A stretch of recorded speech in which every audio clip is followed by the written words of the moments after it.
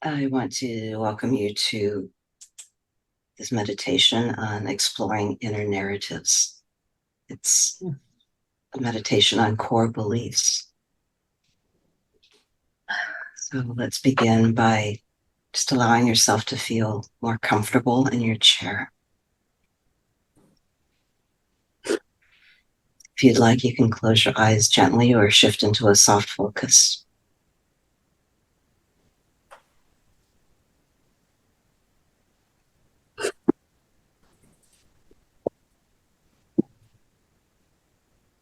Start paying attention to your breathing. Just notice your inhale and exhale.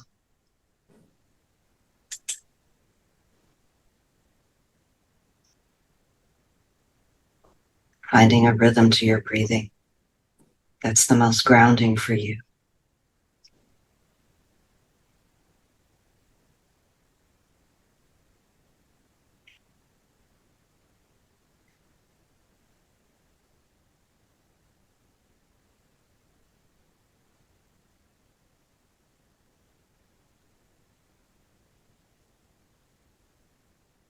With each breath, see if you can allow yourself to feel more relaxed and centered.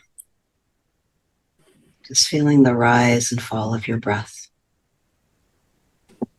the air moving in and out of your nostrils.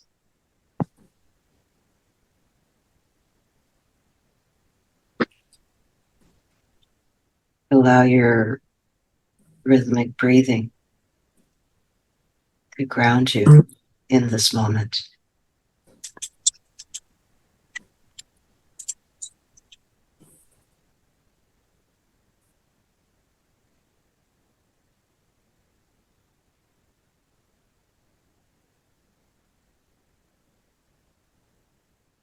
See if you can tap into the space inside you that's more calm and clear.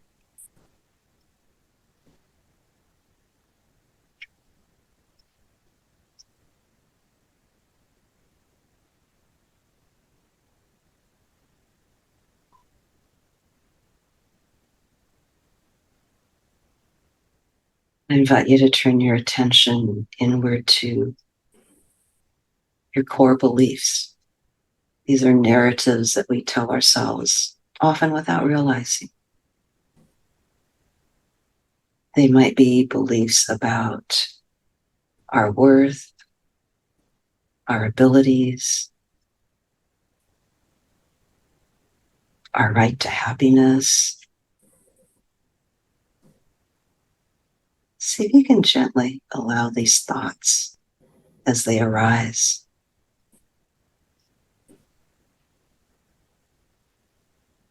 See if you can welcome whatever arises. Can you just observe what your thoughts are without judgment? And if you can't, it's okay to just welcome your judgment.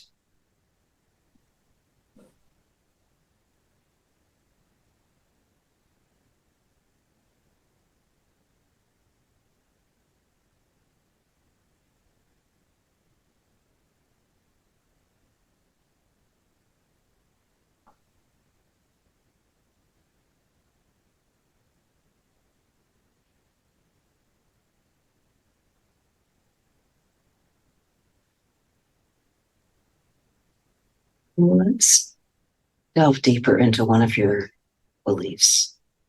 Maybe it's a feeling of inadequacy, a feeling of failure,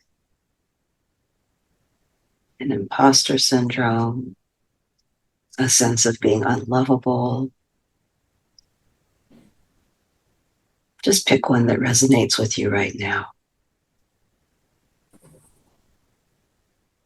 As you hold this belief in your awareness, compassionately ask yourself,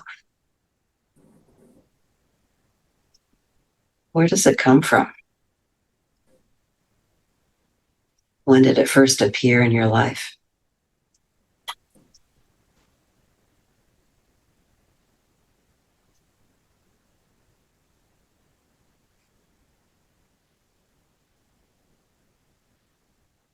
Observe any emotions, memories, or sensations that come up.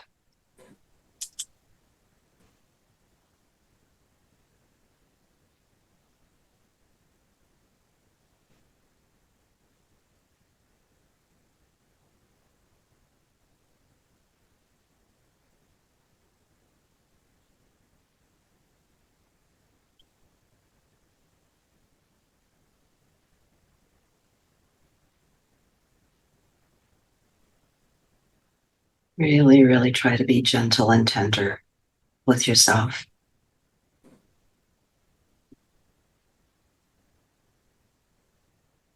Can you acknowledge the impact of this belief on your life? How has it shaped your self image, your decisions, your relationships? Remember, this is an act of understanding, not self criticism.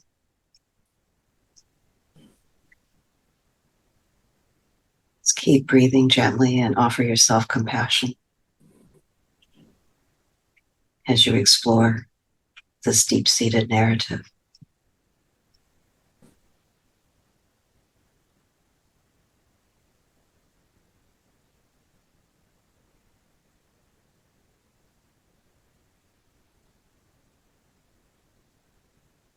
This is an important question. Where does this belief come from? When did it first appear? Because we weren't born this way, thinking something negative.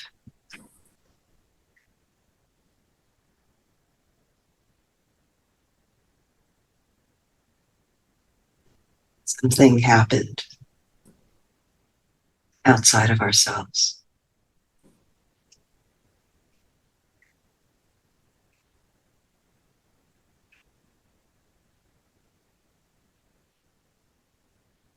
Just be really kind with any emotions, memories, or sensations that come up.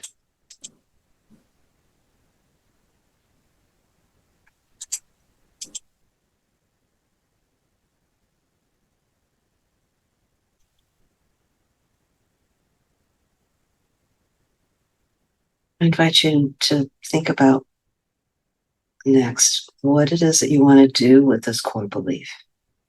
You don't need to find an immediate solution. Just, just allow yourself to envision a small step towards change or acceptance.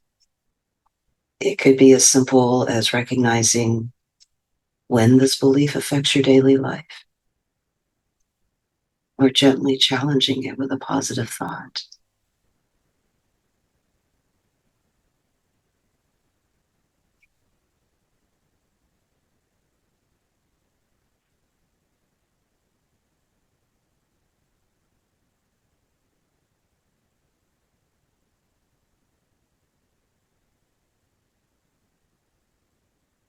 As we near the end of this meditation, I invite you to stay with any newfound awareness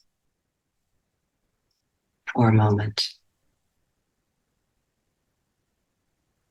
and take it with you. I also invite you to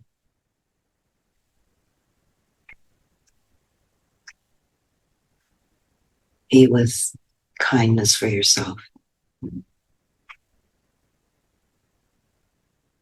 We all have negative core beliefs, and it's so important to be gentle with ourselves, to recognize that they're functional in some way. At some time, they were helpful in our lives, but they may not be helpful anymore. So when you're aware of how you're impacted by beliefs, it gives you more power to decide what it is you'd like to do about it.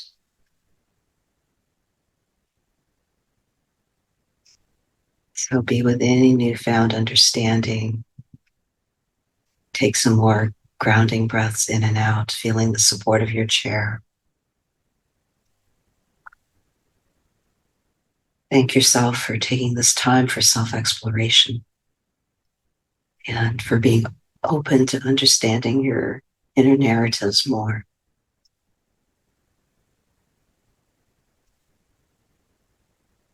Very gradually, as you're ready,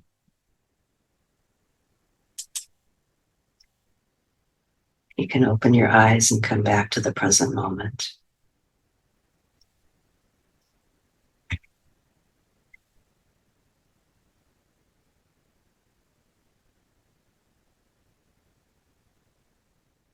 I'd love to hear from you in chat or verbally. Any insights that you had from this meditation?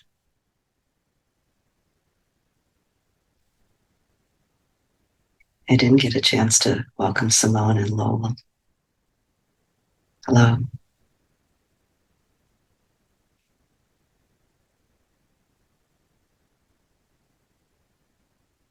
Seeing a lot of thoughtfulness. Thank you, Mavis. I'd love to share that I have this, I have an awareness already of my imposter syndrome. And of course, I try to just kind of shut it down most of the time. But I think in this meditation, I had a little bit of a shift in perspective on it and looking at it from a helpful side. So when it comes up, thinking of what I want to learn and how I want to grow in the thing that I may not be an expert in or that I might not feel completely fluid in. Thank you for that. So inspiring, Shakti.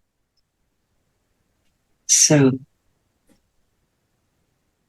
I see a raise of hands of anyone who feels like we have an imposter syndrome sometimes? Like we're just filling shoes that are a bit too big for us sometimes? Yeah, most of us. And I love what you said, Shakti, about how you're looking at it as, okay, this can actually be helpful. It helps me grow. It helps me be aware of what it is I need to do to be more effective, as opposed to, oh, this is terrible. It's like it's actually quite helpful. Anyone else have something to share? And if you need to leave, because we're 15 minutes after, thank you for being here. We'd love to hear from you in chat. Hannah. Hello, thank you for the practice. And I came across the belief that I must do everything I can at all situations. I must be perfect. I must be flawless. I must be good at everything. Or, I don't know, do or die, something like this. And when I followed your voice all this time, and I was very chaotic in my mind, and it was very hard day for me today, very emotionally demanding, and I was able to relax for the first time, and I realized that I am falling asleep as you speak. It was so nice. Thank you so much. Yeah, and I find myself just allowing these beliefs just existing, and I was looking at them and I was thinking, let it be. I'm so tired. I need to relax. Thank you. And I always love hearing from you. I'm glad that my voice just relaxed you so much that you wanted to fall asleep. And I'm also going to check in with everyone. How often do you feel like, well, do you feel like you have to be perfect at what you do? How often does that affect you? Yeah. So it's like just everyone. And we can we can observe it, like Anna said, and not let it overwhelm us. And to the extent it's useful, sometimes it's useful to try to be really, really excellent, and sometimes it gets in our way. So, Simone, it's very difficult to give kindness to the belief that came up. That's okay. Just notice that it's difficult to be kind, and be kind with that difficulty. Mm. Isabel? Hi. Um, I've been thinking a lot and about and it's came up again today about people pleasing. How um, I tend to want to do that, and wondered why in this last month, anyways, what was behind it, and a lot of it was the sense that I wasn't lovable. I wasn't being seen. I wasn't lovable. So if I was the best that I could be, the you know that I would get that attention. I would get that love. And lately, what's been happening is in my relationships, there's that kind of thinking and that kind of position isn't working for me very well anymore. So it's about how, what was it that I was needing then? Because it was a very young place. And what was it I was needing? And I was needing to feel safe, and I was needing to feel protected. And, for all kinds of reasons, my parents weren't there to do that. So the question for me is, how can I meet that need for me now as an adult? How can I do that as an adult now for myself? Isabel, there's so much wisdom in what you said, and I think it applies to most of us who want to be more loved. It comes from a younger time when we didn't get the love we needed, and it's amazing that you zeroed in on you needed to feel safe. And you're saying, I need to offer myself more safety and more care and compassion. Yeah. Thanks so much. I'm watching the time and want to thank all of you for being here. I'm going to turn off the recording, but we can stay a bit longer.